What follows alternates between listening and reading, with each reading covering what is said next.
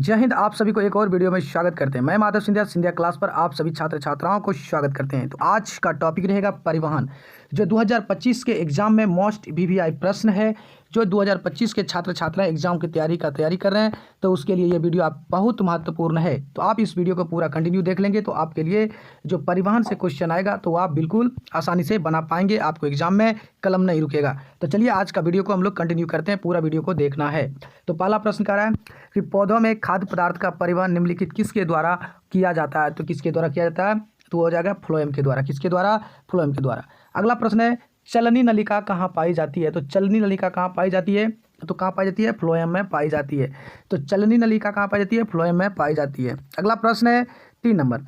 अगला प्रश्न 3 नंबर है कि पौधों के बाहरी वायवीय भागों द्वारा जलवाष्प के निकलने की क्रिया कहलाती है। क्या कहलाती है, तो वो कहलाती है वाष्पो उत्सर्जन। क्या कहलाती है, वाष्पो उत्सर्जन। गौ नंबर सही है। अगला प्रश्न 4 नंबर है कि जल के अवशोषण एवं परिवहन में जड़ की जाइलम वाहिका में उत्पन्न होने वाले दाब को क्या कहते हैं। तो क्या कहते हैं, मूल दाब। क्या कहते हैं साथियों, मूल दाब कहते हैं, यानी ऑप्शन घ सही है। अगला प्रश्न है 5 नंबर। 5 नंबर का है खनिज लवण का अवशोषण पौधे के किस रूप में करते हैं। तो किस रूप में करते हैं, आयन के रूप में करते हैं, यानी कि ऑप्शन ग नंबर सही है। अगला प्रश्न चलिए देखते हैं 6 नंबर। 6 नंबर प्रश्न कह रहा है कि औसतन एक पेड़ अपने जीवन काल में अपने भार के कितना गुना जल वाष्पो उत्सर्जित करता है। तो 6 का हो जाएंगे ग नंबर 100 गुना करता है। कितना करता है, 100 गुना करता है, यानी ग नंबर सही है। चलिए अगला प्रश्न है 7 नंबर। 7 नंबर प्रश्न कह रहा है कि पौधों में खाद्य पदार्थ का स्थानांतरण किधर से किधर होता है। तो किधर से किधर होता है, ये आप बताएं 7 नंबर। तो किधर से किधर होता है, अधिक सांद्र वाले भागों से कम सांद्र वाले भागों, यानी ऑप्शन घ सही है। अगला प्रश्न देखते हैं 8 नंबर। 8 नंबर प्रश्न कर रहा है जाइलम वाहिकाएं किस प्रकार की कोशिका होती है। तो जाइलम वाहिका किस प्रकार की कोशिका होती है, ये मृत कोशिका होती है। अगला प्रश्न लोग देखते हैं चलनी पट्ट कहाँ अवस्थित होता है। तो कहाँ अवस्थित होता है, ये चलनी नलिकाओं के बीच में होता है। आप मुर्गा खाएंगे तो मुर्गा के बीच में देखना, हड्डी के बीच में क्या होता है कि छोटा छोटा चलनी बना होता है, तो उसी में चलनी पट्टे कहाँ पाता है, चलनी नलिकाओं के बीच में। अगला प्रश्न है 10 नंबर। 10 नंबर प्रश्न कर क्या खाद्य पदार्थ का फ्लोएम से होने वाली स्थानांतरण में ऊर्जा का उपयोग होता है। तो हाँ, उपयोग होता है, ऑप्शन ख सही है। अगला प्रश्न है 11 नंबर। 11 नंबर कह रहा है कि पौधों में जल तथा खनिज लवण के परिवहन की दिशा क्या होती है। तो ये आप बताएं, 11 नंबर बताएं कि पौधों में जल तथा खनिज लवण के परिवहन की दिशा क्या होती है। तो केवल ऊपर की ओर होता है। कहाँ होता है, केवल ऊपर की होता है। अगला प्रश्न है 12 नंबर। 12 नंबर कह रहे हैं रक्त है। रक्त क्या है, तरल संयोजी उत्तक है। रक्त क्या है, तरल संयोजी उत्तक, यानी ऑप्शन क नंबर सही है। अगला प्रश्न है 13 नंबर।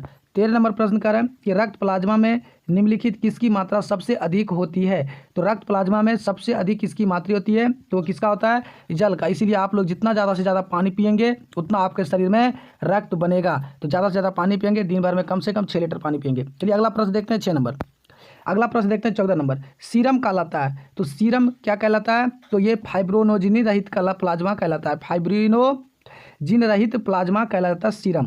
तो अगला प्रश्न लोग देखते हैं 15 नंबर। 16 नंबर कह रहा है कि मेमेलिया एक वर्ग के जंतु के हृदय में कितना बेसम होता है। मेमेलिया वर्ग के जंतु में हृदय के बेसम कितना होता है। तो कितना होता है, कितना होता है साथियों, 16 नंबर का बताएंगे कितना होता है। तो 16 नंबर का होता है 4।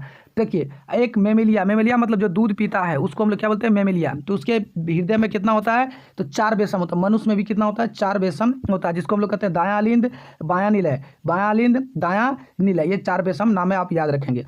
अगला प्रश्न है 17 नंबर। 17 नंबर कह रहा है कि इनमें किसकी दीवार सबसे मोटी होती है।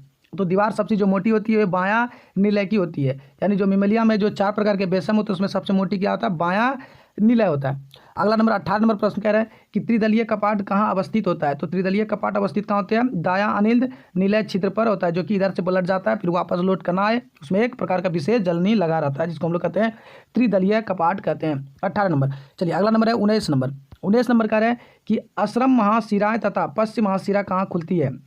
तो कहाँ खुलती है, ये खुलती है दायां अलिंद में खुलती है, यानी ऑप्शन घ सही है। अगला नंबर देखते हैं हम लोग 20 नंबर। 20 नंबर का S A node sino auricular node है। S A node sino auricular node है, तो ये क्या है, ये तंत्रिका उत्तक का है। किसका, तंत्रिका उत्तक, यानी ख नंबर सही है। अगला प्रश्न है 21 नंबर। 21 नंबर प्रश्न कह रहा है मेरे प्यारे बच्चों कि निम्नलिखित किसमें शुद्ध या ऑक्सीजनित रक्त का प्रवाह होता है। तो शुद्ध जनित ऑक्सीजन किसमें होता है, तो किसमें, फुसफुस शिरा में होता है, यानी ऑप्शन क सही है। अगला नंबर है 22 नंबर। 22 नंबर कह रहा है कि रक्तचाप का सामान्य हृदय से अधिक हो जाना क्या कहलाता है? तो क्या कहलाता है वो, ये बताइए क्या कहलाता है? रक्तचाप का सामान्य से अधिक हो जाना क्या कहलाता है? वो कहलाता है हाइपरटेंशन। क्या कहता है? हाइपरटेंशन, हाइपोटेंशन नहीं, हाइपरटेंशन कहलाता है। क्या कहलाता है? हाइपरटेंशन। आप जब रक्तचाप अपना चेक कराते रहिए तो रक्तचाप कितना रहता है? 120/80 रहता है। सामान्य मनुष्य का कितना रहता है? 120/80। अगर इससे आपका ज़्यादा है तो आप बच सकते हैं, हाइपरटेंशन का शिकार हो सकते हैं। इसलिए आप लोग क्या करें कि चेक कराते रहेंगे। चलिए ज़्यादा गुस्सा नहीं करेंगे। अगला प्रश्न है 23 नंबर। 23 नंबर का है, उच्च श्रेणी के जंतु के शरीर का वह कौन तंत्र है जो ऑक्सीजन, कार्बन डाइऑक्साइड, पोषक तत्व तथा उपचयी क्रिया के फलस्वरूप उत्पन्न पदार्थ को शरीर के एक भाग से दूसरे भाग में ले जा सकता है? तो वह कौन सा है? तो वह रक्त परिवहन तंत्र। यही जो है रक्त परिवहन तंत्र जो एक भाग से दूसरे भाग ले जा सकता है। अगला प्रश्न है 24 नंबर। 24 नंबर का है, रक्त का तरल भाग प्लाज्मा आयतन के हिसाब से पूरे रक्त का करीब कितना प्रतिशत है? तो कितना प्रतिशत है? यह 55% है, यानी ऑप्शन ग सही है। अगला प्रश्न है 25 नंबर। 25 में प्रश्न कह रहे हैं कि इनमें से कौन रक्त को थक्का जमने में मदद करता है? तो कौन करता है? फाइब्रोनोजिनी। कौन करता है? फाइब्रोनोजिनी, यानी ख नंबर सही है। अगला प्रश्न है 26 नंबर। इनमें किसके कारण रक्त लाल दिखता है? तो किसके कारण दिखता है? हीमोग्लोबिन के कारण दिखता है, यानी ख नंबर सही है। क नंबर सही है। तो आपके लिए ये 26 प्रश्न लाए थे। आप इस 26 प्रश्न को पूरा देख लेंगे तो आपके जो ये उत्सर्जन था यहाँ से आप परिवहन था, यहाँ से आपको कोई भी प्रश्न नहीं छूटेगा। तो फिर मिलते हैं हम लोग एक वापस से नए वीडियो में। तब तक के लिए धन्यवाद।